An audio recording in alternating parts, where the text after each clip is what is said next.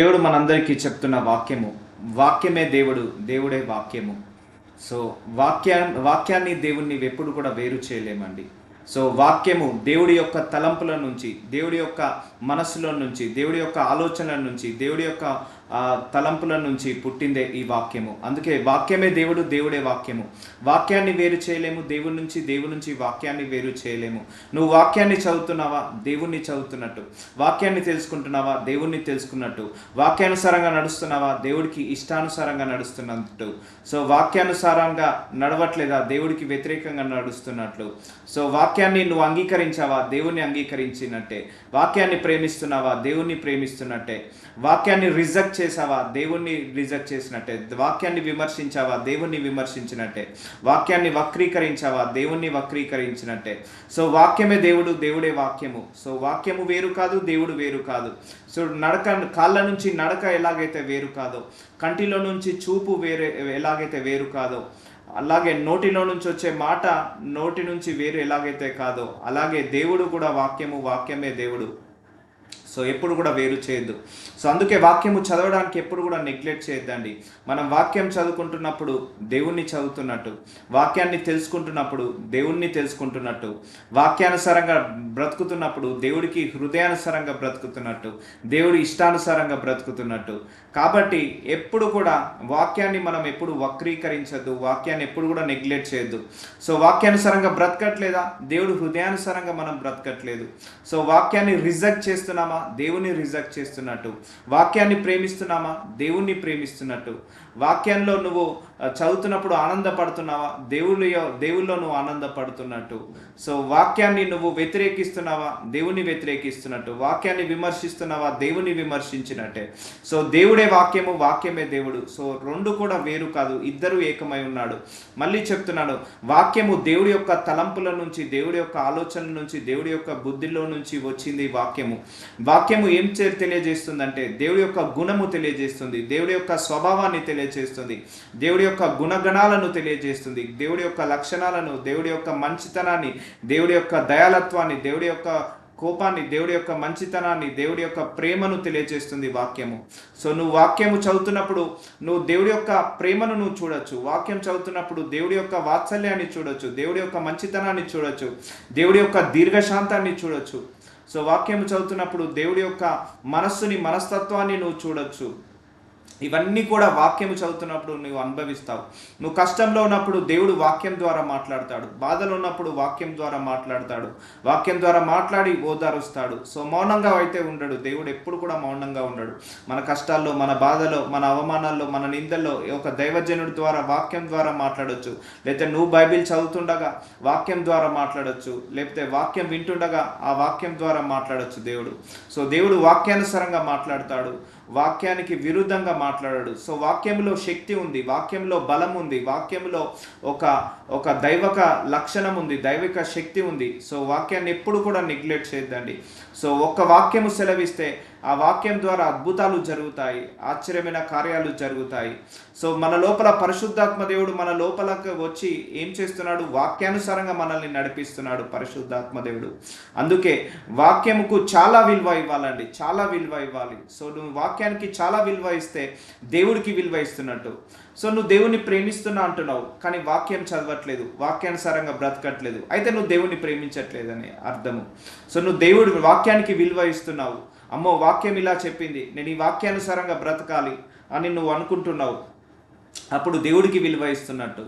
So దేవుణ్ణి ప్రేమిస్తున్నట్టు. So నువ్వు దేవుణ్ణి ప్రేమిస్తున్నా అంటున్నావు, నేను ప్రేమిస్తున్నాను యేసయ్య అంటున్నావు, కానీ వాక్యాన్ని విరుద్ధంగా వెళ్తున్నావు, వాక్యానికి విరుద్ధంగా ప్రవర్తిస్తున్నావు, వాక్యానికి విరుద్ధంగా నువ్వు నడుస్తున్నావు, అప్పుడు నువ్వు దేవుణ్ణి ప్రేమించినట్టు కానే కాదు. సో దేవుణ్ణి నువ్వు విమర్శించినట్టే, దేవుణ్ణి నువ్వు కించపరిచినట్టే, దేవుణ్ణి నువ్వు ప్రేమించినట్టే. సో ఎప్పుడైతే నువ్వు వాక్యాన్ని ఇష్టపడ్డావు, వాక్యాన్ని ప్రేమిస్తున్నావు, వాక్యానుసారంగా నడుస్తున్నావు, అమ్మో నా దేవుడు వాక్యంలో ఇలా చెప్పాడు, నేను ఇలా బ్రతకకూడదు అని ఎప్పుడైతే నువ్వు అనుకుంటావో అప్పుడే నువ్వు వాక్యానికి ప్రేమిస్తున్నట్టు. సో ఎప్పుడైతే నువ్వు వాక్యాన్ని రిజెక్ట్ చేస్తావో దేవుని రిజెక్ట్ చేసినట్టే. కాబట్టి ఎప్పుడైనా వాక్యాన్ని ఎప్పుడు రిజెక్ట్ చేయొద్దు. సో వాక్యాన్ని ఎప్పుడు కూడా నెగ్లెక్ట్ చేయొద్దు చదవడానికి. నువ్వు వాక్యాన్ని తెలుసుకుంటున్నావా, దేవుని గురించి తెలుసుకుంటున్నట్టు. వాక్యాన్ని చదువుతున్నావా, దేవుడి గురించి చదువుతున్నట్టు. వాక్యాన్ని నువ్వు అంగీకరిస్తున్నావా? దేవుణ్ణి అంగీకరిస్తున్నట్టు. సో నువ్వు వాక్యాన్ని అంగీకరించలేదు, సో దేవుణ్ణి అంగీకరించనట్టే. ఎందుకంటే వాక్యమే దేవుడు, దేవుడే వాక్యము, రెండు వేరు కాదు. సో దేవుడే వాక్యము, వాక్యమే దేవుడు, ఇద్దరిని కూడా వేరు చేయలేము. సో దేవుడు వేరు కాదు, వాక్యము వేరు కాదు, వాక్యము వేరు కాదు, దేవుడు వేరు కాదు. కాబట్టి ఎప్పుడు కూడా రెండింటిని వేరు చేయొద్దండి. అందుకే యోహాను సువార్త 1:1 ఆదియందు వాక్యం ఉండెను, వాక్యము దేవుని యొద్ద ఉండెను, వాక్యము దేవుడై ఉండెను. చూసారా అండి? యోహాను సువార్త 1:1 ఆదియందు అట ఏముండెనట? వాక్యం ఉన్నదట. వాక్యము దేవుని యొద్ద ఉండెనట, వాక్యము దేవుడై ఉండెను. సో వాక్యము దేవుడి దగ్గర ఉంది, వాక్యమే దేవుడై ఉంది. సో ఆయనే వాక్య స్వరూపి అంటారు, అందుకే ఆయనను వాక్య స్వరూపి అంటారు. సో ఆయన వాక్యముతో నిండుకున్న శరీరము ఆయన శరీరము. సో వాక్యము దేవుడై ఉన్నాడు. సో మన వాక్యం నీ యొక్క బైబిల్ గ్రంథమే నీకు దేవుడు అండి. సో ఆ దేవ గ్రంథాన్ని నువ్వు ఎప్పుడు కూడా కించపరచద్దు, ఎప్పుడు కూడా నెగ్లెక్ట్ చేయొద్దు చదవడానికి. ఎప్పుడు కూడా సంతోషంగా ఆనందంగా చదవాలి నీ వాక్యాన్ని. ఈరోజు నా తండ్రి నాతో ఏం మాట్లాడతాడు, ఈరోజు నా దేవుడు నాతో ఏం మాట్లాడతాడు అని నువ్వు నమ్మి నువ్వు వాక్యాన్ని చదువుకోవాలి. వాక్యం చదువుతున్నప్పుడు దేవుడు నీతో మాట్లాడతాడు, దేవుడు నీకు సూచనలు ఇస్తాడు. సో వాక్యం కూడా ఏంటిదంటే మన ముఖాన్ని దర్శనం లాంటిది వాక్యము. మన వాక్యం చదువుతున్నప్పుడు మన లోపాలను తెలియచేస్తుంది వాక్యము, మన బలహీనతలను తెలియచేస్తుంది వాక్యము. నువ్వు కష్టాలు ఉన్నప్పుడు నీ కష్టం తగ్గట్టుగా వాక్యానుసారంగా దేవుడు మాట్లాడతాడు. నువ్వు బాధలో ఉన్నప్పుడు బాధలో ప్రకారముగా నీతో వాక్యంతో దేవుడు మాట్లాడతాడు. సో దేవుడు మనతో మాట్లాడే ఒక మాధ్యం ఏదైనా ఉందంటే అది వాక్యము ద్వారానే మాట్లాడతాడు, వాక్యానుసారంగానే మాట్లాడతాడు. కాబట్టి వాక్యము దేవుడై ఉన్నాడు. సో వాక్యము దేవుడై ఉండేనట. సో ఇప్పుడు వాక్యాన్ని మనం దేవుడు అనొచ్చా? ఎస్, దేవుడు అనొచ్చు. వాక్యాన్ని మనం దేవుడు అనొచ్చు, దేవుడే వాక్యం అని అనొచ్చు, వాక్యమే దేవుడై అనొచ్చు. సో వాక్యము దేవుని యొద్ద ఉండెను. సో దేవుడి దగ్గర ఏముందట? వాక్యం ఉందట. ఎప్పుడు? ఆదియందు మొట్టమొదట వాక్యం ఉంది. ఆ నోటి మాట చేత ఆయన భూమిని, సూర్యుడిని, చంద్రుడిని, నక్షత్రాలను, సూర్యచంద్రులను ఆయన తయారు చేశాడు. ఇప్పుడు అర్థమవుతుందా అండి? మన చేతిలో ఉన్న బైబిల్ ఎంత విలువైనదో, ఎంత గొప్పదో మన చేతిలో. దాన్ని ఎప్పుడు కూడా వక్రీకరించద్దు వాక్యాన్ని. సో దేవుడి తలంపుల నుంచి పుట్టింది వాక్యము, దేవుడి ఆలోచనల నుంచి పుట్టింది వాక్యము, దేవుడి మనస్సులో నుంచి పుట్టింది వాక్యము. అది దేవుడి యొక్క గుణాన్ని, స్వభావాన్ని, లక్షణాలను తెలియచేస్తుంది వాక్యము. కాబట్టి ఆ వాక్యాన్ని చదవడానికి ఎప్పుడు కూడా నెగ్లెక్ట్ చేయొద్దు. నువ్వు వాక్యాన్ని ప్రేమిస్తున్నావా? దేవుణ్ణి ప్రేమిస్తున్నట్టే. వాక్యాన్ని ప్రేమించట్లేదా? దేవుణ్ణి ప్రేమించనట్లే. సో కాబట్టి వాక్యము చదువుకోండి, శ్రద్ధగా చదువుకోండి. వాక్యము చదువురాని వాళ్ళు వాక్యాన్ని వినడం ప్రాక్టీస్ చేయండి. ప్రతిరోజు కూడా వాక్యము తప్పకుండా చదువుకోవాలండి. కొంత సమయాన్ని ఇవ్వాలి. సో దేవుడు ఏం మాట్లాడబోతున్నాడు ఆ రోజు మన గురించి? వాక్యం వింటున్నప్పుడు దైవజనుల ద్వారా మాట్లాడతాడు దేవుడు వాక్యానుసారంగా. అందుకే చాలామంది వాక్యం చదవాలన్నా, వాక్యం వినాలన్నా వినలేరు, చదవలేరు. వాళ్ళకు నిద్ర వస్తుంటుంది. ఎందుకంటే అపవాది అలా నిద్ర పుచ్చుతా అంటాడు. ఎందుకంటే వాక్యంలోనే మర్మాలు ఉంటాయండి. వాక్యం తెలిసిందా? నువ్వు ఆశీర్వదించబడతావు. వాక్యానుసారంగా నడుస్తావా? నువ్వు ఆశీర్వదించబడతావు. నువ్వు ఎప్పుడైతే వాక్యానికి విరుద్ధంగా వెళ్తావో అప్పుడు పాపంలో పడేస్తుంది ఈ వాక్యము. సో అప్పుడు అపవాది చెరలోకి వెళ్తాము. నువ్వు వాక్యంలో స్ట్రాంగ్గా ఉన్నావు, వాక్యంలో నిలకడగా ఉన్నావు. సో అయితే నీకు గుడ్ న్యూస్ ఏంటిదంటే అపవాది నిన్ను జయించలేడు. అపవాది నిన్ను జయించాలంటే నిన్ను వాక్యంలో వీక్ చేస్తాడు, అప్పుడే జయించగలుగుతాడు.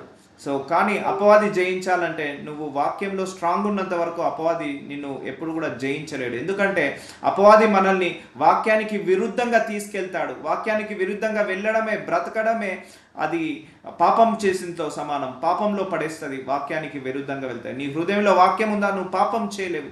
నువ్వు వాక్యం చదువుకుంటున్నావా, వాక్యానుసారంగా బ్రతుకుతున్నావా, పాపంలో పడలేవు. సో ఎవరి దగ్గర అయితే వాక్యం లేదో, ఎవరి దగ్గర అయితే వాక్యానుసారంగా బ్రతకరో వాళ్ళే పాపంలో పడతారు, వాళ్ళే దోషంలో పడతారు. సో నువ్వు వాక్యానుసారంగా బ్రతుకుతున్నావు, వాక్యానికి అనుకూలంగా బ్రతుకుతున్నావు. సో నువ్వు పాపంలో పడలేవు. వాక్యము నిన్ను కంట్రోల్ చేస్తుంది పాపంలో పడకుండా. నీ కోపాన్ని కంట్రోల్ చేస్తుంది వాక్యము, నీ ద్వేషాన్ని కంట్రోల్ చేస్తుంది వాక్యము, నీ కన్నులను కంట్రోల్ చేస్తుంది, నీ యొక్క లోపాలను, నీ బలహీనతలను కంట్రోల్ చేస్తుంది వాక్యము. సో అంత శక్తి ఉంది ఈ వాక్యంలో, జీవం ఉంది. అందుకే జీవ గ్రంథం అంటారు. ఈ వాక్యం చదువుతున్నప్పుడు నువ్వు పరిశుద్ధుడిగా తయారవుతావు. ఈ వాక్యం చదువుతున్నప్పుడు నువ్వు నీతిమంతుడిగా తయారవుతావు. ఈ వాక్యం చదువుతున్నప్పుడు నువ్వు పవిత్రుడిగా తయారవుతావు. ఈ వాక్యం చదువుతున్నప్పుడు నీలో విశ్వాసం పెరుగుతుంటుంది. ఈ వాక్యం చదువుతున్నప్పుడు నీకు కొత్త కొత్త విషయాలు తెలిసి నువ్వు ఎలా బ్రతకాలి, ఎలా బ్రతకకూడదు, వాక్యానుసారంగా ఎలా బ్రతకాలి, ఈ భూలోకంలో ఉన్నంత వరకు నువ్వు ఆత్మీయతను ఎలా కాపాడుకోవాలి, ఇవన్నీ కూడా వాక్యంలో రాసి పెట్టాడు దేవుడు.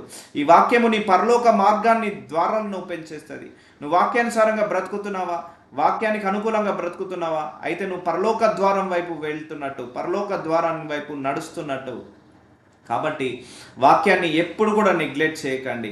ఇది పరలోక ద్వారాలకు, పరలోక మార్గానికి ఇది ఒక గూగుల్ మ్యాప్ లాంటిది, ఒక మ్యాప్ లాంటిది మనకు ఈ వాక్యము. సో ఈ వాక్యము జీవము, ఈ వాక్యమే సత్యము, ఈ వాక్యమే మార్గము. సో ఈ వాక్యంలో దేవుడు ఉన్నాడు, దేవుడే ఈ వాక్యమై ఉన్నాడు. కాబట్టి నువ్వు వాక్యాన్ని ఎప్పుడు కూడా నిర్లక్ష్యం చేయకండి. వాక్యాన్ని చదువుకోవడానికి, వాక్యాన్ని వినడానికి, వాక్యానుసారంగా బ్రతకడానికి. వాక్యానుసారంగా బ్రతుకుతున్నప్పుడు శోధనలు వస్తాయి, వాటిని తట్టుకొని వాక్యానుసారంగా బ్రతికినప్పుడు నువ్వు 30 ఇంతల నుంచి 60 ఇంతలుగా, 60 ఇంతల నుంచి 100 ఇంతలుగా నువ్వు ఫలిస్తావు వాక్యానుసారంగా బ్రతుకుతున్నప్పుడు. సో వాక్యానుసారంగా బ్రతుకుతున్నప్పుడు అపవాది చాలా శోధనలు తీసుకొస్తాడు నువ్వు వాక్యానికి విరుద్ధంగా వెళ్ళాలని. సో అందుకే అపవాది శోధనలు జయించేది కూడా నీ వాక్యము మాత్రమే. సో వాక్యము చాలా చాలా ముఖ్యమండి. సో ఎవరైతే ఇప్పటి వరకు వాక్యాన్ని నెగ్లెక్ట్ చేశారో, వాక్యము చదవలేకపోయారో, వాక్యాన్ని వినలేకపోయారో, ఈ రోజు నుంచి మీరు ఒక నిర్ణయం తీసుకోండి. నేను క్రమం తప్పకుండా వాక్యాన్ని చదవాలి, క్రమం తప్పకుండా వాక్యాన్ని వినాలి. వాక్యం చదవడం వినడం మాత్రమే కాదు, వాక్యానుసారంగా బ్రతకాలి అని నువ్వు ప్రార్థించుకోవాలి. సో నువ్వు వాక్యం చదువుతున్నప్పుడు దేవుడి ప్రేమను నువ్వు రుచి చూస్తావు, వాక్యం చదువుతున్నప్పుడు దేవుడి యొక్క కరుణను రుచి చూస్తావు, ఆయన మహత్వ కార్యాలను రుచి చూస్తావు. వాక్యం చదువుతున్నప్పుడు నీలో విశ్వాసము పెరుగుతుంది, నమ్మకం పెరుగుతుంది. ఈ దేవుడు అంటే ఎవరు, ఆయన భీకర కార్యాలు ఏంటిది, ఆయన ఏ శక్తిమంతుడు ఎవరు, ఆయన ఎక్కడుంటాడు, పరలోకం అంటే ఏంటిది, భూలోకం అంటే ఏంటిది, పాతాళ లోకం అంటే ఏంటిది, మనిషి పుట్టినప్పటి నుంచి మరణించే వరకు ఎలా బ్రతకాలి, ఎలా బ్రతుకుతే బాగుంటుంది, ఏది దేవుడి చిత్తము, ఏది దేవుడి చిత్తము కాదు, దేవుడి చిత్త ప్రకారంగా బ్రతకడం ఎలా, దేవుడి చిత్తానికి వ్యతిరేకంగా బ్రతుకుతే ఏమి జరుగుతుంది. సో అపవాది మనల్ని ఏ రకంగా శోధిస్తాడు, ఎన్ని రకాలుగా శోధిస్తాడు, అండ్ అపవాది శోధనలు జయించాలి అంటే ఇవన్నీ కూడా నువ్వు తెలియజేసేది ఒక వాక్యమే అండి. వాక్యం చదివిన తర్వాత, వాక్యానుసారంగా బ్రతికిన తర్వాత చాలా మంది ఆశీర్వదించబడతారు. ఏ అపవాది కూడా శోధించలేడు. ట్రస్ట్ మీ, నమ్మండి. ఏ అపవాది శోధనలను పడలేవు, శోధించలేరని కాదు, శోధిస్తాడు అపవాది, కానీ ఆ శోధనలు జయించే శక్తి వాక్యమే ఉంది. వాక్యాన్ని గట్టిగా పట్టుకోవాలి. ఎప్పుడైనా కూడా వాక్యాన్ని గట్టిగా పట్టుకున్నావంటే నువ్వు దేవుణ్ణి గట్టిగా పట్టుకున్నట్టే, వాక్యంలో జీవిస్తున్నావంటే దేవుళ్ళలో జీవిస్తున్నట్టే, నువ్వు వాక్యానికి విలువ ఇస్తున్నావంటే దేవుడికి విలువ ఇస్తున్నట్టే, వాక్యాన్ని వదిలేసావంటే దేవుణ్ణి వదిలేసినట్టే. చూసారా అండి, నువ్వు విశ్వాసాన్ని వదిలేసినట్టే. కాబట్టి ఎప్పుడు కూడా వాక్యాన్ని వదలొద్దు, వాక్యానుసారంగా బ్రతకాలి. సో చెక్ చేసుకోవాలి, నేను వాక్యానుసారంగా బ్రతుకుతున్నానా లేదా, దేవుడి చిత్తానుసారంగా బ్రతుకుతున్నానా లేదా. సో వాక్యము నీ హృదయంలో ఉన్నంత వరకు నువ్వు ఏ పాపంలో పడలేవు, ఏ దోషంలో పడలేవు, ఏ తప్పులో, ఏ పొరపాటులో పడలేవు, వాక్యము నీ లోపల ఉన్నంత వరకు. అదే వాక్యము పోయిందా, నువ్వు తప్పు చేయడానికి ద్వారాలు ఓపెన్ అవుతాయి. సో నువ్వు పొరపాటులో పడడానికి, పాపంలో పడడానికి ద్వారాలు ఓపెన్ అవుతాయి. కాబట్టి వాక్యంలో అంత శక్తి ఉందండి, మనిషిని కంట్రోల్ చేసే శక్తి ఉంది. ఇప్పుడు మనము టెస్టిమోనీలు చూస్తే, చాలా సాక్ష్యాలు చూస్తే, ఒక్క వాక్యము ద్వారా మారు మనసు పొందుకున్న వాళ్ళు ఉన్నారు, ఒక్క వాక్యం ద్వారా ఈ దేవుణ్ణి తెలుసుకున్న వాళ్ళు ఉన్నారు, ఒక్క వాక్యము ద్వారా చాలామంది కూడా వాళ్ళ ప్రవర్తనను మారుకున్నారు, వాళ్ళు మారు మనస్సు పొందుకున్నారు. దేవుణ్ణి తెలుసుకున్న వాళ్ళు కూడా అనేక మంది కూడా వాక్యాన్ని వినే తెలుసుకున్నారు. ఒక్క వర్ష చాలండి. నువ్వు కష్టాలు ఉన్నప్పుడు దేవుడు ఒక్క మాట ఇస్తాడు, ఆ ఒక్క మాట ఓదార్పునిస్తుంది. ఈ వాక్యం మనకు ఓదార్పునిస్తుంది. కష్టాలు ఉన్నప్పుడు, బాధలు ఉన్నప్పుడు, మనల్ని కన్నీళ్ళు ఉన్నప్పుడు కన్నీళ్లు తుడుస్తుంది ఈ వాక్యము. సో అంత శక్తి ఉంది వాక్యంలో, జీవం ఉందండి. వాక్యంలో జీవం ఉంది, శక్తి ఉంది, వాక్యంలో బలం ఉంది. సో కాబట్టి ఈ యొక్క వాక్యములో జీవశక్తి, బలమున్న శక్తి గల వాక్యాన్ని నిన్ను బాగు చేస్తుంది, నిన్ను నడిపిస్తుంది. వాక్యము నిన్ను నడిపిస్తుంది, ముందుకి నడిపిస్తుంది. సో ఇలాంటి వాక్యాన్ని నువ్వు ఎప్పుడు కూడా అశ్రద్ధ చేయొద్దు. కాబట్టి వాక్యములో ఇంత శక్తి ఉందని దేవుడు మనకు బయలుపరిచాడు. కాబట్టి ఈ రోజు నుంచి ఆశ కలిగి ఉందాం. ఆశపడ్డ ప్రాణాన్ని దేవుడు తప్పకుండా తృప్తిపరుస్తానన్నాడు. కాబట్టి వాక్యం చదువుకోవాలని, వాక్యానుసారంగా బ్రతకాలని ఆశపడదాం. సో మనల్ని ఏ శక్తి కూడా జయించలేదండి. మనం వాక్యంలో స్థిరంగా ఉన్నప్పుడు ఏ అపవాది శక్తి కూడా జయించలేడు. ఒకసారి అపవాది యేసు ప్రభు వారి దగ్గరికి వచ్చినప్పుడు ఒకటి అంటాడు, ఈ నువ్వు దేవుడి కుమారుడవైతే నువ్వు ఈ యొక్క రాళ్లను రొట్టె ముక్కగా చేయమంటాడు. అప్పుడు ఆయన వాక్యానుసారంగా ఒకటే అంటాడు, సో నేను నా తండ్రిని నేను శోధించను, నా తండ్రిని నేను పరీక్ష పెట్టను అంటాడు. నీకు ఈ భూలోక రాజ్యాలన్నీ ఇస్తాను అంటాడు, నువ్వు నాకు మొక్కు అంటాడు. సో వాక్యంలో ఏం రాసి ఉంటుంది? నేను దేవుడైన యెహోవాను మాత్రమే మొక్కాలని రాసి ఉంటుంది. సో అలా వాక్యాన్ని నువ్వు ఒక్కసారి పట్టుకొని ఉండి, అపవాది ఎంత శోధించినా ఆ వాక్యాన్ని పట్టుకొని ఉన్నప్పుడు అపవాది నీ దగ్గర నుంచి వెళ్ళిపోతాడు.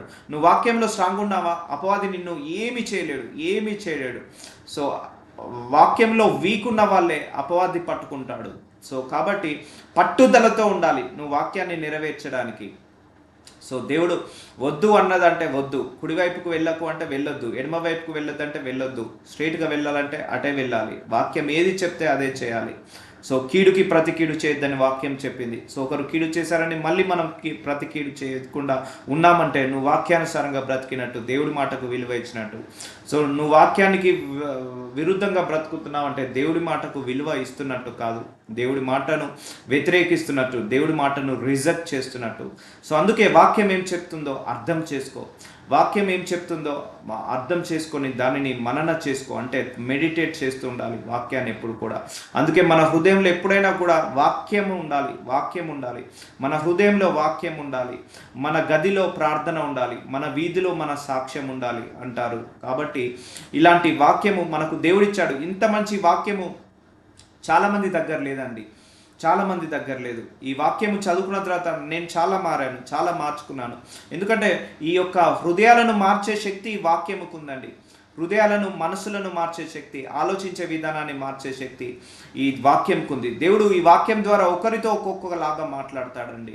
నాతో మాట్లాడినట్టు అదే వాక్యంతో మీతోటి ఇంకోలాగా మాట్లాడతాడు, మీతో మాట్లాడినట్టు ఇంకొకరితోటి ఇంకొకలాగా మాట్లాడతాడు దేవుడు ఈ వాక్యముతోటి. ఈ వాక్యము సత్యవాక్యము, బుద్ధి వాక్యము, జ్ఞానవాక్యము ఈ వాక్యము. కాబట్టి అది యందు వాక్యం ఉండెను, వాక్యము దేవుని యొద్ద ఉండెను, వాక్యము దేవుడై ఉండెను. కాబట్టి ఈ వాక్యము మనకు దేవుడిచ్చాడు. కాబట్టి మనము దేవుడిచ్చిన ఈ బైబిల్ బట్టి కృతజ్ఞత తెలియజేయాలి.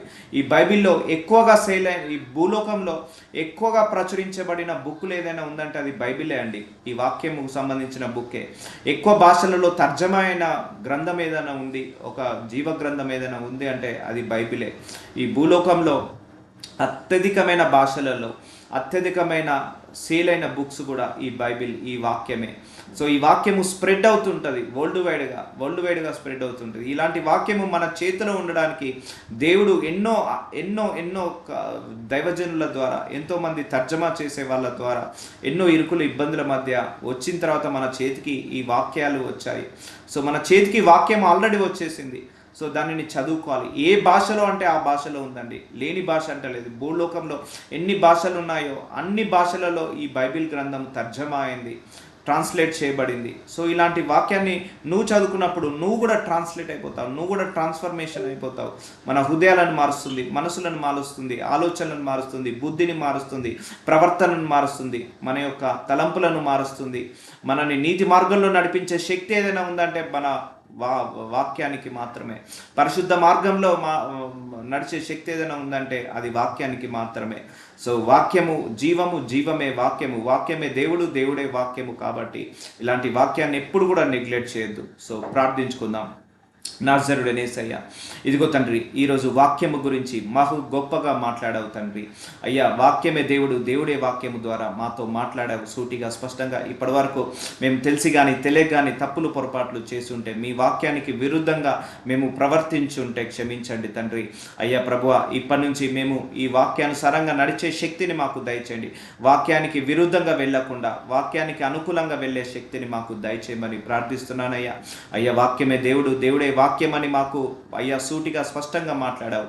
ఇప్పటి వరకు వాక్యం చదవడానికి మేము నెగ్లెక్ట్ చేసి ఉండొచ్చు, వాక్యానుసారంగా బ్రతకడానికి నెగ్లెక్ట్ చేసి ఉండొచ్చు. కానీ ఈ రోజు నుంచి క్రమం తప్పకుండా వాక్యం చదువుకొని, క్రమం తప్పకుండా వాక్యాన్ని అర్థం చేసుకొని, వాక్యానుసారంగా నడిచే శక్తిని, జ్ఞానాన్ని దయచండి. ఎవరైతే వాక్యము చదవలేరో, చదువురాని వాళ్ళు ఉన్నారో, వాళ్ళకు వాక్యం వినగలిగే శక్తిని, ఆ వాక్యం విని అర్థం చేసుకునే శక్తిని బిడ్డలందరికీ కూడా దయచేయమని నాజరుడైన యేసు నామములో ప్రార్థిస్తున్నాను తండ్రి. Amen, amen, amen, amen, amen, amen.